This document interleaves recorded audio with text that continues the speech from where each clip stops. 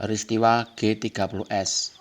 Mengapa Soeharto tidak diculik dan dibunuh PKI? Peristiwa Gerakan 30 September atau G30S masih menyimpan banyak misteri yang belum terungkap. Salah satunya, latar belakang dan dalang sebenarnya di balik peristiwa tersebut. Ada yang meyakini bahwa Presiden kedua RI Soeharto punya peran dalam insiden 56 tahun itu. Bahkan, dia diyakini sebagai orang yang berada di balik peristiwa G30S dan pembantaian ratusan ribu orang yang dituduh anggota dan simpatisan PKI. Sebab, meskipun Soeharto salah satu jenderal TNI saat itu, namun dia tidak diculik dan dibunuh oleh PKI seperti jenderal-jenderal lainnya. Lalu, mengapa Soeharto tidak diculik dan dibunuh PKI? Kesaksian Kolonel Latif, Soeharto disebut-sebut mengetahui akan rencana penculikan sejumlah jenderal yang diyakini sebagai Dewan Jenderal yang akan melakukan kudeta pada Presiden Soekarno. Hal itu berdasarkan kesaksian salah satu pelaku yaitu Kolonel Abdul Latif dalam persidangan. Dikutip dari buku John Rousseau berjudul Dalih Pembunuhan Massal, Gerakan 30 September dan Kudeta Soeharto, Latif bersaksi bahwa ia memberitahu Soeharto soal rencana penculikan sejumlah jenderal. Sehari sebelum kejadian itu, saya melapor langsung kepada Bapak Maijen Soeharto sewaktu beliau berada di RSPAD, Rumah Sakit Pusat Angkatan Darat, sedang menunggu putranya yang ketumpahan sop panas. Dengan laporan saya ini, berarti saya mendapat bantuan moral, karena tidak ada reaksi dari beliau, kata Latif. Tak hanya sekali, Latif bahkan sebelumnya pernah membahas soal isu adanya Dewan Jenderal di rumah Soeharto. Latif bercerita lebih lanjut. Ia menyatakan bahwa ia juga sudah membicarakan masalah Dewan Jenderal dengan Soeharto 1 hari sebelumnya di kediaman Soeharto di Jalan H. Agus Salim. Saat itu Soeharto masih menjabat sebagai Panglima Kostrad. Pada pertemuan di rumah Soeharto itu, Latif melaporkan adanya isu soal Dewan Jenderal yang akan melakukan kudeta. Menurut Latif, Soeharto telah mengetahui hal itu dari mantan anak buahnya dari Yogyakarta yang bernama Subagio. Tanggapan beliau akan dilakukan penyelidikan, kata Latif. Soeharto dianggap loyalis Bung Karno. Sementara itu dalam kesaksiannya kepada Mahkamah Militer, Latif membeberkan alasannya tidak memasukkan nama Soeharto dalam target penculikan. Karena kami anggap Jenderal Soeharto loyalis Bung Karno, maka tidak kami jadikan sasaran, kata Latif.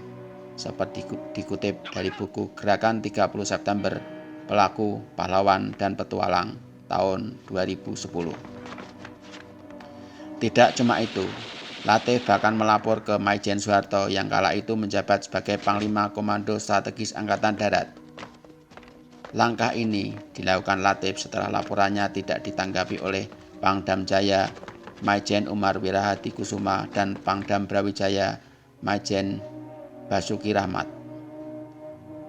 Latif mengaku sudah beberapa kali mewanti-wanti adanya upaya kudeta oleh Dewan Jenderal. Menurut Latif, Soeharto hanya bergeming mendengar informasi itu. Bahkan di malam 30 September 1965, Soeharto mengabaikan Latif yang menyampaikan rencananya menggagalkan kudeta. Soeharto sendiri mengakui dia bertemu dengan Latif menjelang peristiwa G30S, namun dia memberikan kesaksian yang berganti-ganti.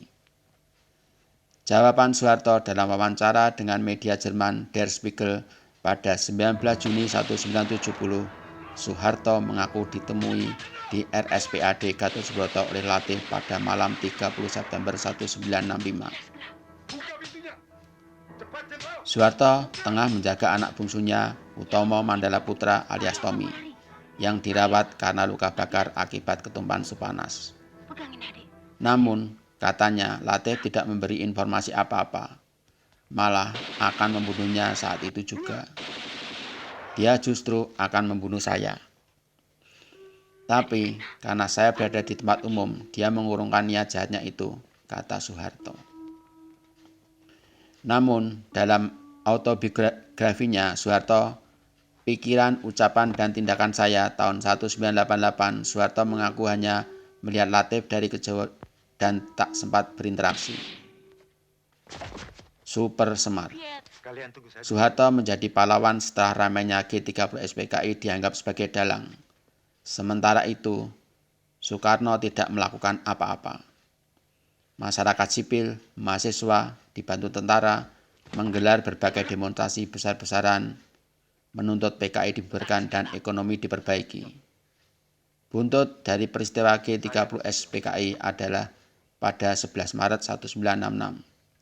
Soeharto yang saat itu menjabat Panglima Angkatan Darat meminta Soekarno memberi kuasa untuk mengatasi keadaan. Permintaan itu kemudian disebut sebagai Super Semar, Surat Perintah 11 Maret. Peristiwa itu menjadi jalan Soeharto menjadi presiden selanjutnya menggantikan Soekarno. Selanjutnya Soeharto menumpas PKI. Setidaknya 500.000 orang yang dituduh PKI atau simpatisannya dihabisi di berbagai penjuru Indonesia.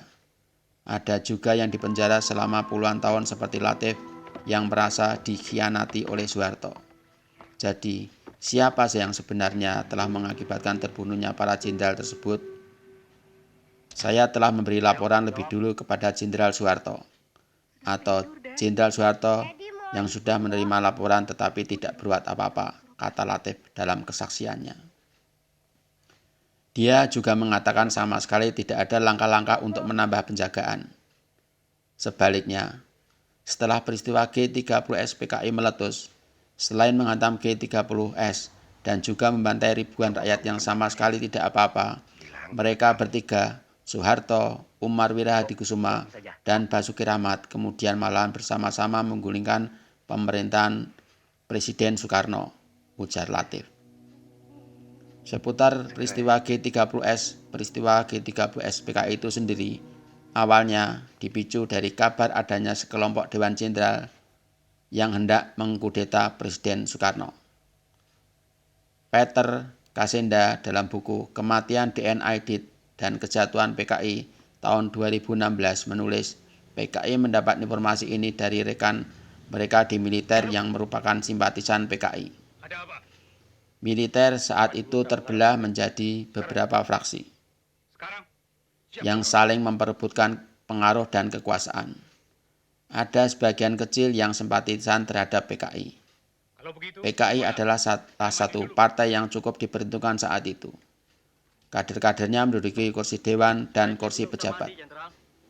Selain fraksi militer dan simpatisan PKI, namun ada juga faksi-faksi yang juga anti terhadap PKI.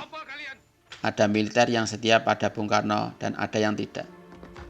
Dalam fraksi yang tidak loyal inilah yang diyakini dinamakan Dewan Jenderal Bersarang. Ideologi di dunia berkembang setelah Perang Dunia Kedua berakhir pada tahun 1945. Negara-negara pemenang saling bersaing memperebutkan pengaruh. Persaingan yang dikenal dengan Perang Dingin ini membelah dunia menjadi dua. Ada Uni Soviet dengan paham komunisnya.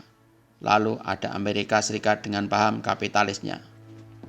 Pada tahun 1960, Soekarno dan PKI condong ke Uni Soviet dan anti Barat. Dewan Jenderal diyakini sejalan dengan Amerika Serikat yang ingin menyingkirkan Soekarno. Atas dasar keyakinan ini, para perwira militer yang loyal kepada Soekarno bergerak secara diam-diam untuk mencegah kudeta. Para perwira militer itu adalah Kolonel Abdul Latif, Komandan Garnison Kodam Jaya, Letkol Untung, Komandan Batalion Pasukan Pengawal Presiden Cakrabirawa, dan Mayor Sujono, Komandan Resimen Pasukan Pertahanan Pangkalan di Halim. Mereka didukung oleh Syam Kamaruzaman, Kepala Biro Khusus PKI yang merupakan badan intelijen PKI. Daftar jenderal yang jadi sasaran disusun oleh Syam bersama para perwira militer. Para perwira militer itu berencana menculik para jenderal dan membawanya ke hadapan Presiden Soekarno. Akan tetapi, rencana itu gagal total karena tidak dilakukan dengan matang.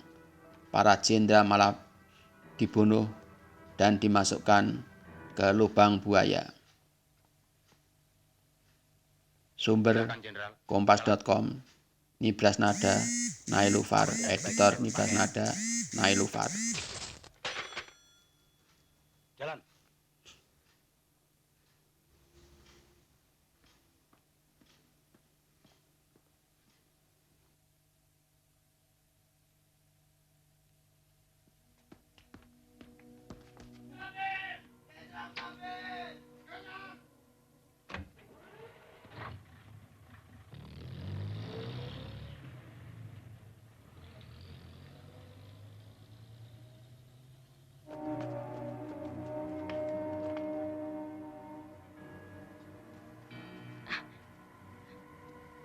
Tetangga dirampok barangkali.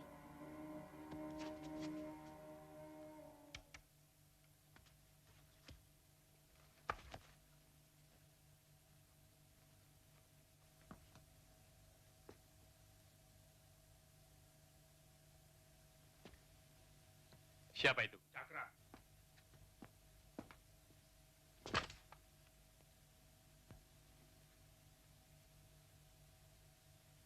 Ada apa? Keadaan negara genting, Pak. Bapak Presiden minta Bapak menghadap sekarang juga. Baik.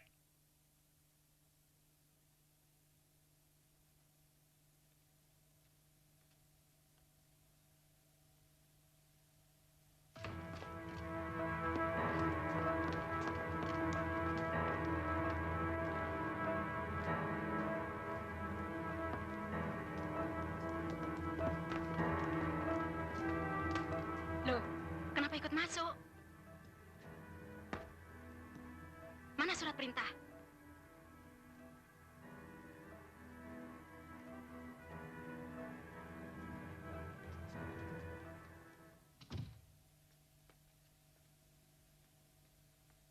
Kok aneh, Mas? NRP mereka cuma 4 angka. Itu memang NRP Cakra.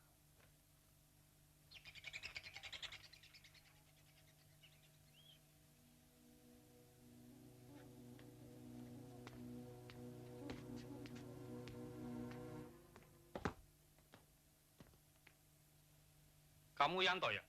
Siapa?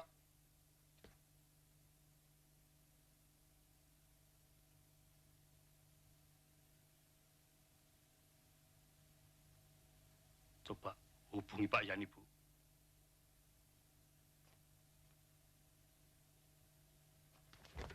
Loh, Loh, kok telepon saya diputus? Mas,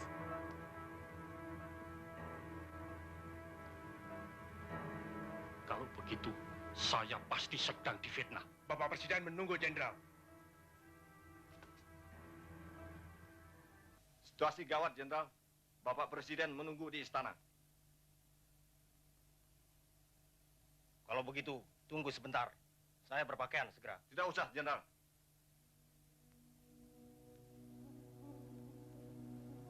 Jalan.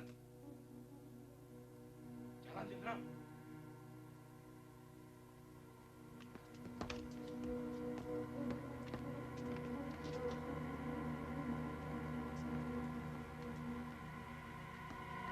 Masuk. Masuk, Bu. Masuk.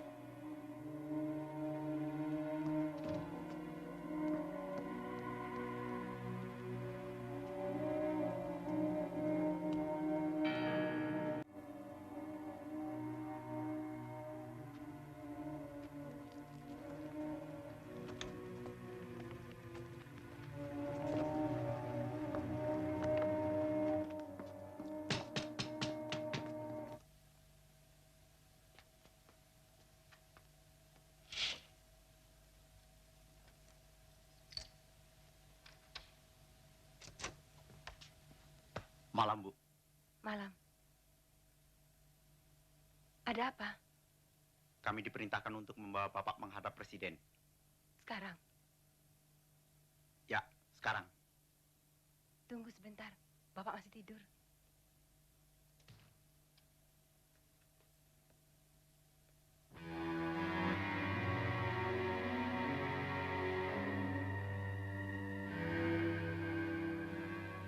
Suruh saja mereka kembali jam 8.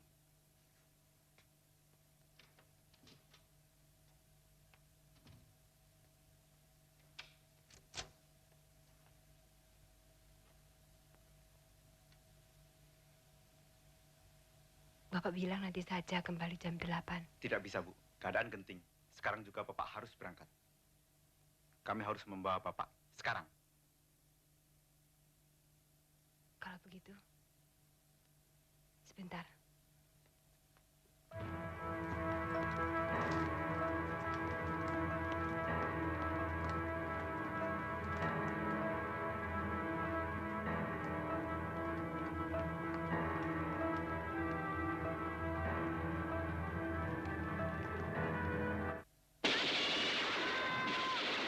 Semua tiarap. Mami, tolong.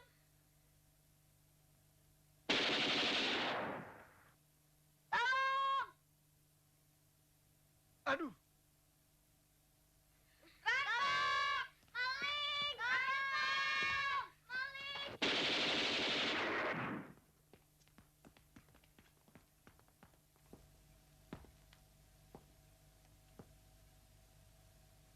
Bakar kertas.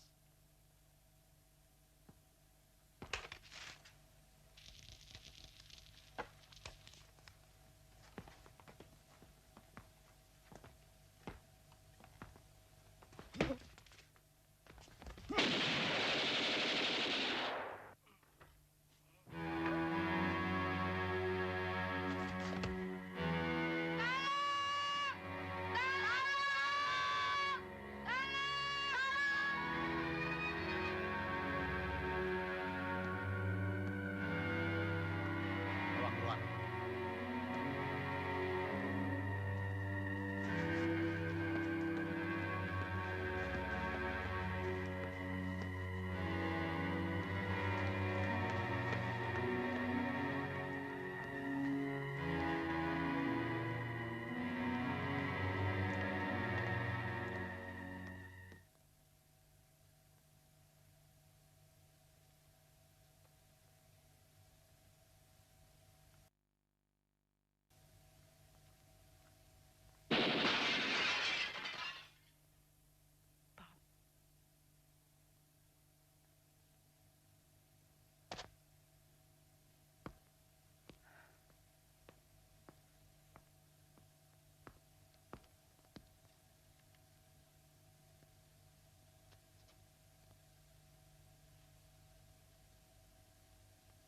Aku.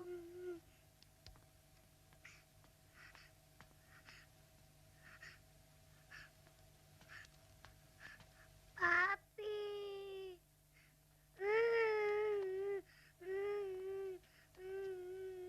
Angkat tangan, Jenderal.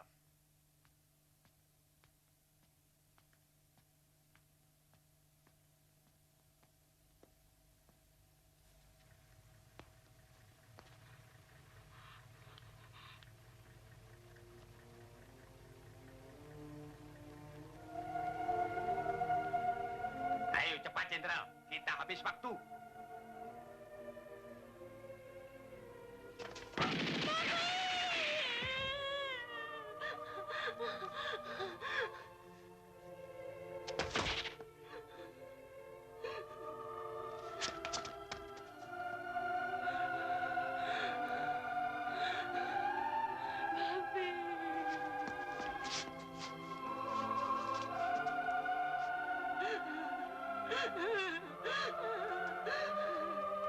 Catherine!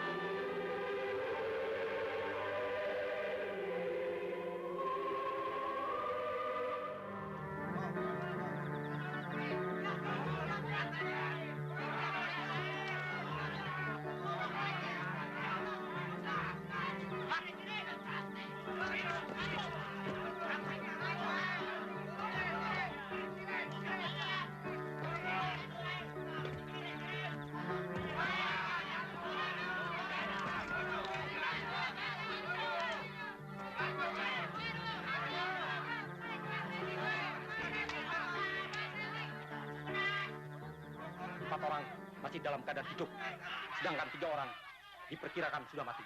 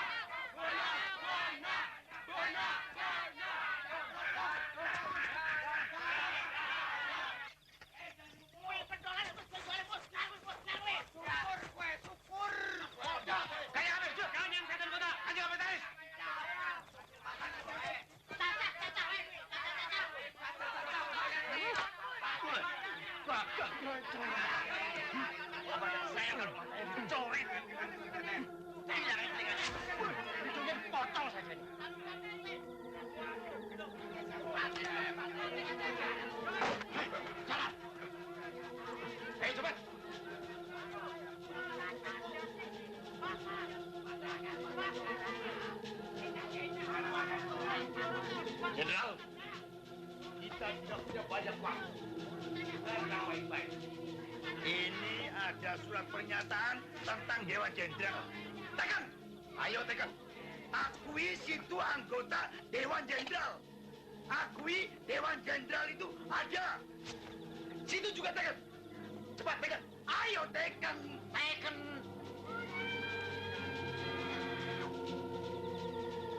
Darah itu warnanya merah, Jenderal. Seperti amarah. Jangan dikasih ampun.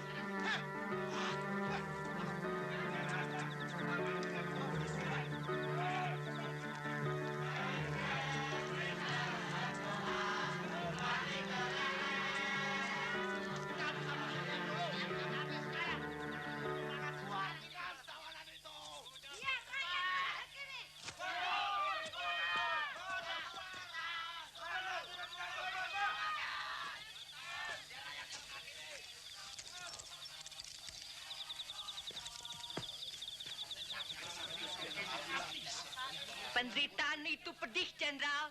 Pedih. Sekarang coba rasakan sayatan silet ini. Juga pedih. Tapi tidak sepedih penderitaan rakyat.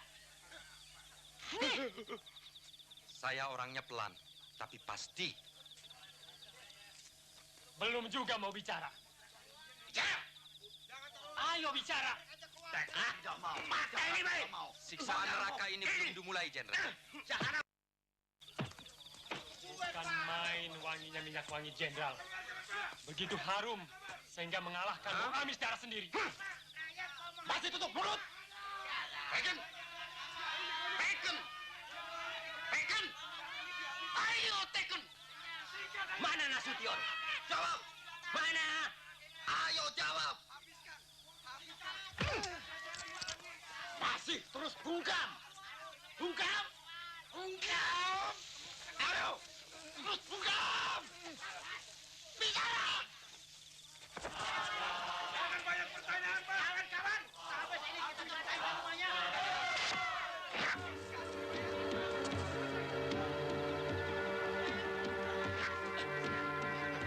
Ini pancing sesuatu, Kabir. Bagaimana? Masih tetap tidak mau teken?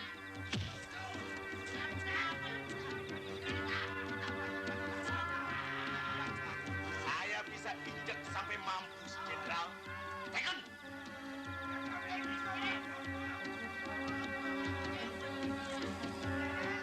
Saya memahat, Jenderal.